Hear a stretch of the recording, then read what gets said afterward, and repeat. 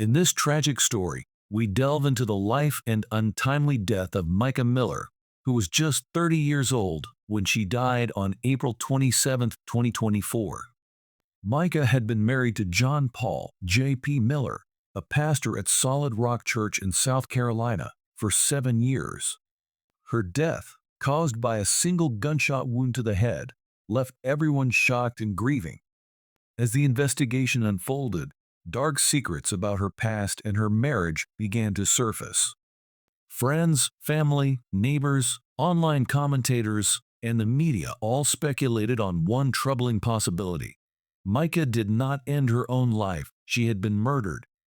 Today, we will explore the complex and painful web of allegations surrounding Micah's death, including accusations of emotional, mental, and spiritual abuse, murder, infidelity, corruption within the church, and law enforcement failures. Despite the case being officially closed and a conclusion reached, the released evidence has only fueled more speculation and controversy. Micah and J.P. Miller. The beginning, Micah and John Paul met when she was just 14 years old. Her family had recently started attending Solid Rock Church in Myrtle Beach, where J.P. served as a youth pastor. Over the years, J.P. took on more significant roles in the church. When Micah was 18, John Paul officiated her wedding to Jeremy Daw, a good friend of his. Both Micah and Jeremy were active members of the church. Jeremy ran the sports ministry, while Micah worked on the media team. Eventually, Micah became John Paul's secretary and babysitter for his growing family. In 2015, John Paul's wife, Allison, discovered him and Micah in a compromising position. Shortly after, their affair became public, leading to the end of both Micah and Jeremy's marriage and John Paul and Allison's. In 2016, a year after the scandal, John Paul and Micah were married, and she became the stepmother to his 5 children, 4 from his previous marriage and 1 from an earlier relationship. At the age of 23, Micah took on more responsibilities within the church, becoming a worship leader and overseeing various ministries. She was also passionate about missions abroad, including trips to Kenya, where the church supported educational initiatives. The dark turn on April 27, 2024. A fisherman named Johnny Jacobs was at Lumber River State Park in North Carolina when he heard faint cries from a woman. He couldn't see her due to the dense trees, but clearly heard her distress. The cries lasted a few minutes before stopping abruptly, followed by the distinct sound of a gunshot.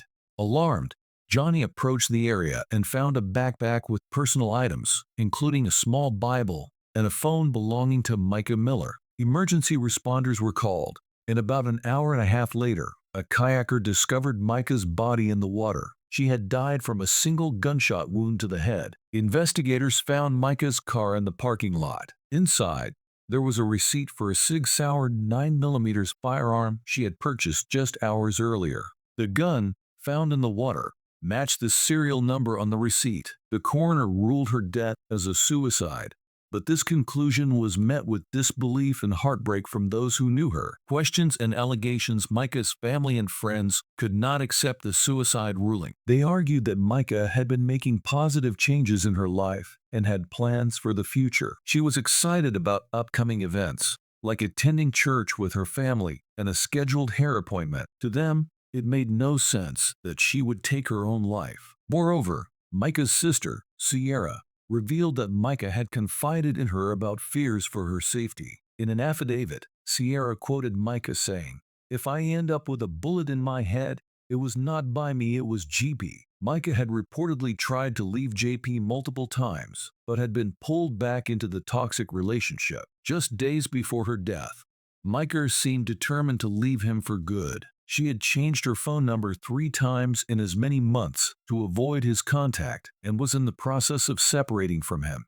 2 days before her death, Micah had served JP with divorce papers. She had already attempted to leave him the previous year, moving to Kansas to start a new life. She joined a new church and made new friends, but after a few months, she abruptly returned to South Carolina to be with her husband. Her family received a confusing text from her, praising God for reconciling her marriage, which seemed out of character given her previous intentions to leave. The abusive marriage, Micah's marriage to JP, was fraught with turmoil. He controlled her movements and isolated her from family and friends. Social media posts hinted at her struggles, where she spoke against various forms of abuse, possibly reflecting her own experiences. She wrestled with her religious beliefs and her desire to leave an unhealthy marriage, often expressing confusion over what she felt was God's will. Micah filed for divorce again in October 2023, but withdrew the papers in February 2024. That same month, she was involuntarily committed to a mental health facility, which she believed was orchestrated by her husband. JP took her car and wallet, and she had to report the vehicle stolen to get it back. JP told police that Micah had mental health issues and was reckless with money, justifying his actions as protecting their assets. In the months leading up to her death, Micah grew increasingly paranoid that she was being stalked by her husband. Her car's tires were slashed twice, and a mechanic found a GPS tracker on her vehicle. Confronted at the dealership, JP claimed the tracker was for Micah's safety due to her mental health. His explanation was accepted by the authorities, who took no further action. Disturbing discoveries in an email to Micah, JP apologized for using the trackers, but continued to harass her. On April 8th, Micah reported to the police that JP had posted an inappropriate photo of her online. Although the image had been edited to meet legal standards, Micah felt humiliated and violated. Despite these complaints, police told her there was no action they could take. Micah also confided in friends that JP had groomed her since she was 14,